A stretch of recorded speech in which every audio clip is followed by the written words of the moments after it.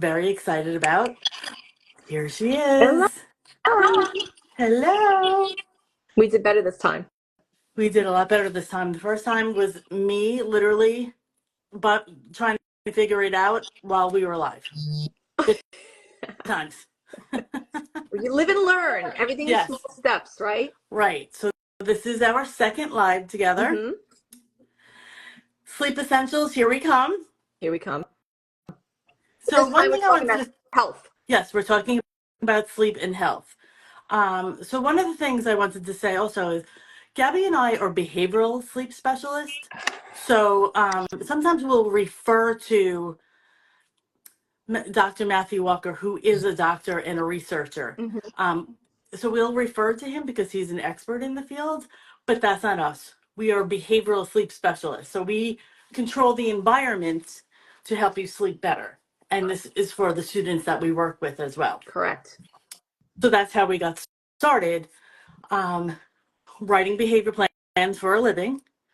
And we always run into the problem of sleep. So-and-so didn't sleep.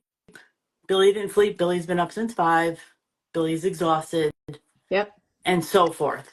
And we found this wonderful certification program. From Emily Varn. Yep, Emily Varn. Hi, Emily, if you're out there in the world, in the cyber world. So we're going to first talk about what happens to you physically without sleep. Yeah. And funny but not funny story, this is what made me go full speed ahead. So what happens when you don't sleep physically? You have migraines, you could have risk of heart attack and stroke, chronic inflammation, high blood pressure, lymphoma, cancer, anxiety, depression. Like these Yes. are the biggest ones. So part of our certification program was through Ready Set Sleep. The first thing we needed to do was read Matthew Walker's book. I read Matthew Walker's first chapter, and I was frightened. I was like, holy shit, I'm going to die. Because I remember you telling me that. yeah, I was like, oh my God, this is the scariest book ever. Because in the first chapter, he just comes right out of the gate with, this is what's going to happen to you if you don't sleep. And I was like, yikes, I have a lot on that list. Yeah. So besides the fact that, yes, I want to help my students, especially because I work with students at adolescent age and young adults. So, through time, their health changes and we have to look at that. So I want to be able to help them with their sleep and their health. Correct. But besides that, I was, again, holy shit, chapter 1 is really scary. I need to get my own sleep under control so I don't have migraines, heart attacks, strokes, diabetes, obesity, high blood pressure, chronic inflammation. And I do have some of Yeah. this. So I'm on a mission to help myself, help the students that I work with. And this also includes helping college students because we're trying to normalize sleep. Yeah. No, I agree. And my college student, I don't know, he doesn't really have a good sleep schedule. He sleeps when he wants. Oh, mine too. I live with a college As student. we did. What? Sleep in my car. I'm sure a lot of you out there have college students, and yeah, we are trying to normalize sleep across the board from young preschool through adulthood, especially college students, because it's just so important. It's so important. And a lot of the students, right before we went live, we were, video chatting anyway, but a lot of my middle school students, they have health issues to begin with. They're more prone to health issues. They're a bit more lethargic, especially the middle schoolers. They don't want to engage in a lot of activity. So even just getting them to engage in activity for their own health is difficult. And then you compound it with poor sleeping. And it's just, it's a little bit of a mess. So anything we can do to improve the behavioral aspect of it and encourage better sleep is going to be beneficial to them. Right. So what happens in middle school? Because you work in middle school. Oh my God, puberty hits hard. It really hits hard. I mean, Right. Kids who were looking good, puberty hits, and it's kind of like falls off a cliff for a bit there until you can get people back on track. And, you know, I have a couple of kids who activity level is really not great. So just getting them to engage in physical activity during the day and get the cortisol levels back up and, you know, help with the weight, you know, to offset weight gain, because there's weight gain during this period too, being able to offset that weight gain a little bit through some physical activity on top of healthy diets, which I know we're not going to go into today, but tackling that piece. And Emily Varon actually has an article out, or at least on LinkedIn, it looks like an article where she tackles food and sleep and how that combination affects our learners. So that's an interesting one for people to look at if they have time. Yeah, and she has CEUs. She does have CEUs for that. Yeah. Yeah, we're going to take that one. Yeah, I bought it. I just didn't take it yet. I will. I haven't bought it yet, and we'll take it together. Okay, so that's the scary stuff, Mm-hmm. you know, and we got the scaries out of the way of what happens without sleep. And then, you know, what are the good things that happen with sleep? There are so many benefits to sleep and why it's so necessary. Yeah. Well, you know, you feel better, right? You wake up, if you have a well-rested night, then you feel better. Your energy levels are higher. Your mood is regulated. You know, your memory, your working memory improves because you have to consolidate the short-term to long-term memory. So if you're looking at learners who are struggling with skill acquisition, then poor night's sleep is not going to help their situation. So even if they are struggling as learners in general, if they're not sleeping well, it's compromising their brain's ability to transfer some of that information that they're learning into information that they store. So that's all important too. Right. I mean, And what happens also, I don't want to be completely on the negative side with this, but what happens like behaviorally to our students when they don't sleep? yeah. Like increase in SIB, lower frustration tolerance. Yes, much lower frustration tolerance. One mother, what did she say? She's like, she's just naughty. And I was like, she's not naughty. She's poorly slept and she's going through puberty. So it's not Right. naughtiness. It's really a combination of all the things that would naturally be happening to her anyway, regardless of the disability. But then you impact that with, you know, more limited cognitive abilities in terms of understanding what's happening to her. And you have higher rates of problem behavior during the school day. Or, Right. you know, I have a student who, you know, he is on medication. I have a couple of kids who are on medication, but, you know, they'll take cat naps. And by cat naps, I mean like anywhere between a couple of minutes to maybe 20 minutes. So they're trying to, you know, they're kind of falling asleep. Either medically they're falling asleep because of the medication they're on, or they are falling asleep because they haven't slept well through the night. So they're trying to recuperate. Their body's trying to recuperate that sleep. And so how do we tackle teenagers who are napping during the school day? And you actually put a poster or reel of, I think the kid's name is Hunter, where he's literally face on the desk at school. And it's like, you know, Hunter, yes. yeah. So Hunter, He has access to something, but he was sleeping periods 1 through 3. He's a high schooler, actually post-grad, sleeping through periods 1 through 3. And what we had to do was work really closely with his doctor and medication and slowly move the medication time. And then also behavioral strategies with that is periods 1 through 3. Period 1 starts at 7:20 a.m., 7:19 a.m. actually. So we're not going to just go into the classroom and sit in a desk. Correct. Because that is a recipe for sleeping. Mm-hmm.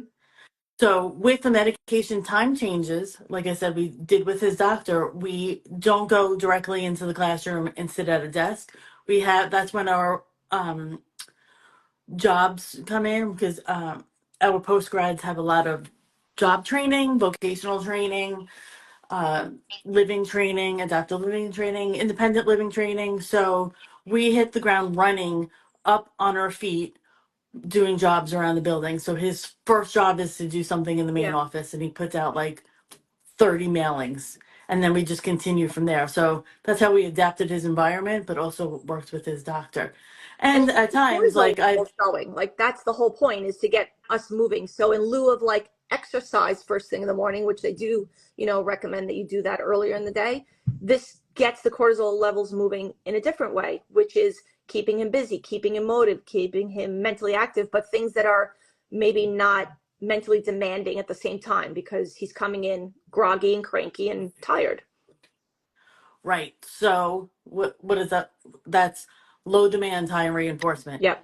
is how we start his day. Yeah. I have a couple of, I mean, across middle school and elementary school, I have students who do the same thing. So I have a student who starts off with some physical activity. So it's not full exercise, let's say, but we start off with going outside if we can. So we're hopefully getting some sunshine, getting ourselves moving. And then we move to some, kind of easy exercises in the school has a sensory room. So we do some easy exercises. That kind of leads to either like a simple functional task, or he'll come to the class and he'll start breakfast. So something, so it's all, we're engaged, but we're not doing high levels of expectations first thing in the morning. We're trying to ease that in and scaffold that the best we can. And for the elementary kids, it's similar. So we have students who come in and then they might do like a scooter ride in the hallway on like those little square Yeah, scooters. those are fun. Yeah, You did that actually. I know. I When we used to love worked at that. TDI, you used to go on those scooters all the time. Hey, only if I knew that it was starting my day off well. That was But like yeah, 30 years ago. oh my gosh, don't ever say that number again. It was 30 years ago. That's so scary. But yeah, getting them moving, getting them started, doing something that's a preferred activity, trying to get them into a good state emotionally, so that they're prepared, better prepared when we do have to start, leveling up to some higher demands as the day goes on. Right. So that's where we are behaviorally, physically, and then let's talk about the good things that sleep does to our bodies. Well, it regulates your blood pressure, which is good.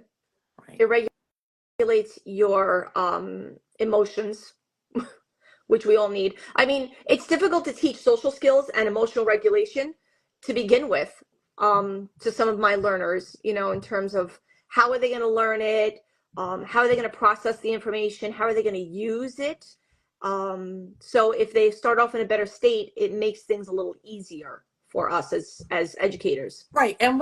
And we've been talking, all week about this. Like, we're off schedule this week because of the holidays, and we're not like really sleeping, and I can't process anything No. unless That I'm feeling of sleeping. brain fog, right? I get that occasionally when I'm here, but I'm not really here anymore. I'm just kind of semi Right. listening to you because I have the social skills to do that, but I'm really not. You're going to have to repeat yourself. Right. Right. So we have to look at that for our learners. And like I said, not specific to autism, to all of our learners. We have students with ADHD and other related disabilities. And like I said, I've been trying to really drive home sleep for the college students, because there are natural consequences to not sleeping, other than your physical Correct. consequences to not sleeping. And this is what I'm trying to get out, to the 6 students that I'm working with in college, is what are natural consequences? Well, Failing. right. You're telling me you're falling asleep in class. You're telling me you don't understand the work, and the processing is taking longer to learn. Like, your rates of learning is slower. You're tired, cranky, falling asleep in class. You're going to fail. Then your parents are going to hand you a bill, a college bill. And this has happened. And then they get a second chance. And then, then it comes to a point where you're out of chances and you have to take out your own loan.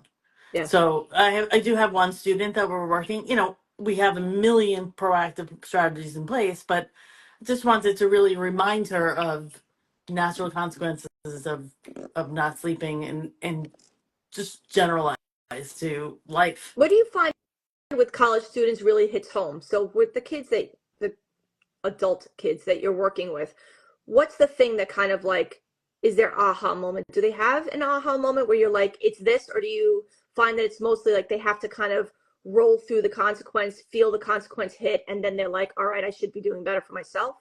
Um, so I've been working with some trial periods, and also slowly working with them. So it's really hard to give up the phone. Yeah. So let's decrease the phone by 10 minutes and increase reading or coloring or a puzzle by 10 minutes. And we just keep moving like this. Okay. So they're trying to build in bedtime routines, and we're trying to normalize bedtime routines and making their environment cozy. Yeah. you know, and adaptable for their sleeping, which is a whole nother, Problem. and it's a whole nother life. Yeah. Um, so I do get a lot.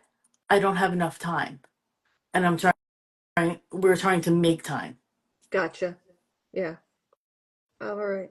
Okay. I was wondering because, getting kids off the phone, it's hard, you I know? mean, that's one example. I'm trying to get No, them but out of frat houses I too. think it's a realistic example because especially for kids who are dorming and are not in like parental view, let's Right. say, who's nagging, for lack of a better word, Me, who's like parenting and monitoring this? You. me.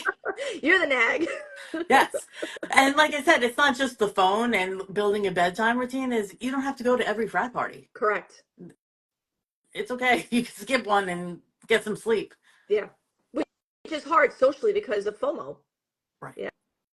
That's why And we're normalizing and sleep. part of what It's cool we to want sleep. for our students on the spectrum is to have a social life, right? That's, you want it to be more than just they can function. You want them to have friends and relationships. And where do you build those friends and relationships? Through experiences that you share. And if you're missing out on the parties, you're missing out on the stories, and then it kind of snowballs. So I can see Yeah. that. And their life. But they'll learn Sure, they will. and decrease their chances of poor health. Mm-hmm. Because when we sleep, like all the benefits of sleeping is like your brain detoxes, like you said, it lowers your blood pressure, Your cells lowers your regenerate, your tissue glucose. regenerates. I mean, if you have any kids who are into, let's say, bodybuilding or their health in another way, then that's a way to plug in too, because you have to regenerate your muscle mass and you do that through sleep. Right. So that reminds me, we meet a lot of people online and that are doing this, a lot of ABA work, all ABA work. And the ABA guy sent us that video on LeBron James. Correct. So this particular I don't know if she's a scientist, but she is a sleep specialist, was saying that LeBron James gets 2 to 3 hours sleep Mm-hmm. napping, and he sleeps 10 to 11 hours during the night. So his muscles regenerate. Correct. And then his performance is increased by, I think it was 9% when he follows that schedule, which in the major leagues is huge. It's huge. Yeah. He also Thanks, has, ABA guy, thanks, ABA guy. Jason. Also somebody who cooks for him and cleans, so his life is set up to support that. But the science behind it stands strong, which is if you allow your body to heal Right. itself and to regenerate itself, you'll get better performance in whatever it is that you're looking for. Right. Yeah.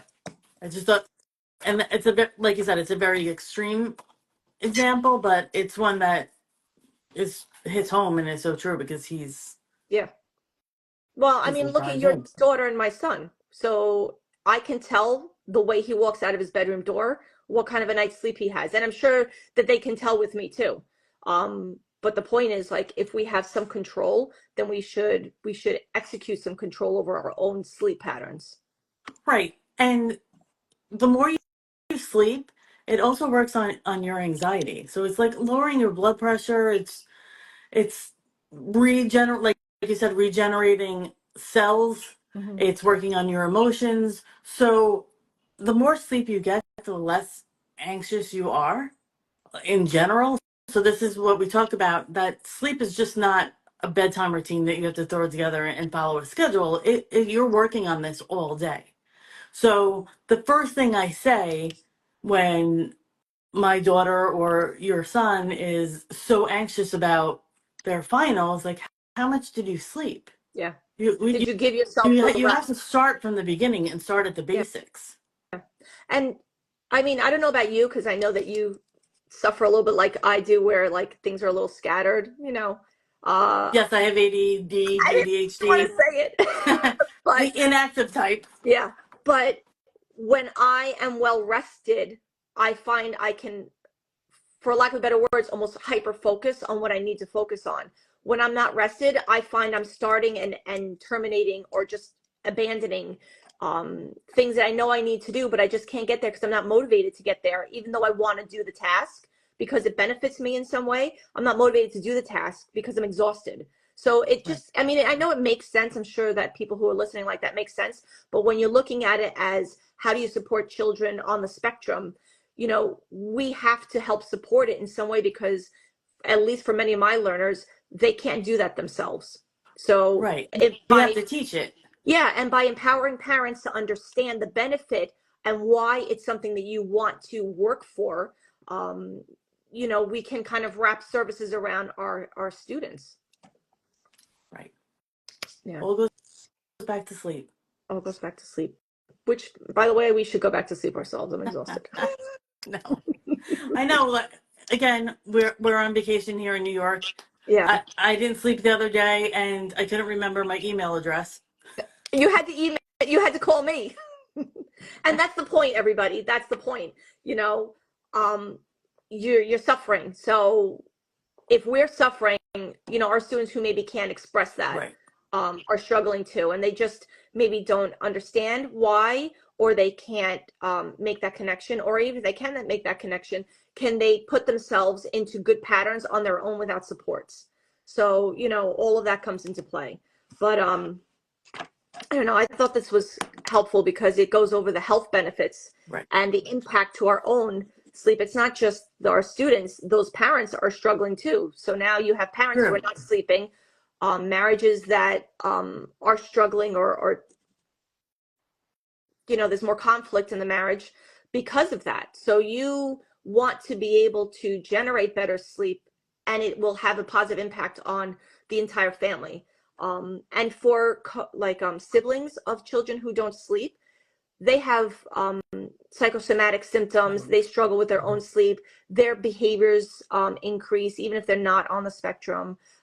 They have more emotional dysregulation as well. So it's not just the child who's struggling and the parents. It impacts the rest of the family as well, even if they're not sharing the room. Right. That's so important.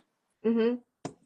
So it disrupts the entire house. It disrupts the house. Yes. So you do want to, again, like a lot of, you know, for some of the families I work with, in like team meetings and like, that we have with the teachers or so, they'll mention casually, very casually, that no one's sleeping, or they'll drop the kid off in the morning. They're like, good luck. Right. And when you do approach and you're like, let's talk about sleep, they're like, no, we've got that. It's okay. So there's that odd dynamic too of, I know it's not going well, but I'm almost too tired to even bother.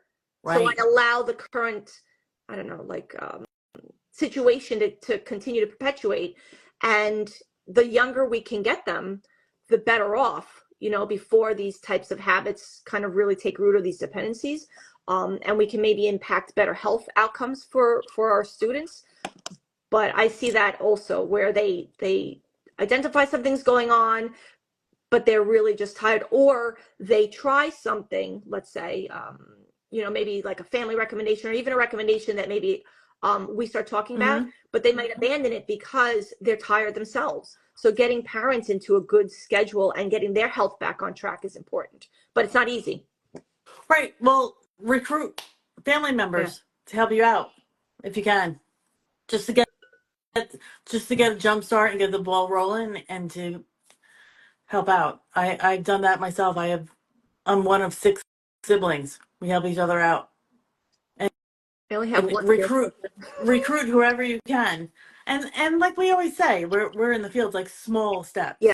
We're giving so much information all the time, and you just have to start one little small step. And you have to do what works for you. So I'm always telling families that, like, this is the general, right? I'm like, you and I are giving the general concept of how to tackle sleep behaviorally, but then there comes the part of how do you make that, you know, the nuance for your family, and how do you adopt some, if not all. So some families, you know, they're very dependent on the screen, and the screen might be the only leisure skill that their child has at this point. So how do we marry the recommendation with the skill set, or lack of skill set in that case, for the learner? Because I have some learners who really have not demonstrated interest nor care to engage in some activities. And so with that, what do you do? Right. So how do you marry that? And parents need a little help that way. Right. And that's why it's an individualized behavior plan.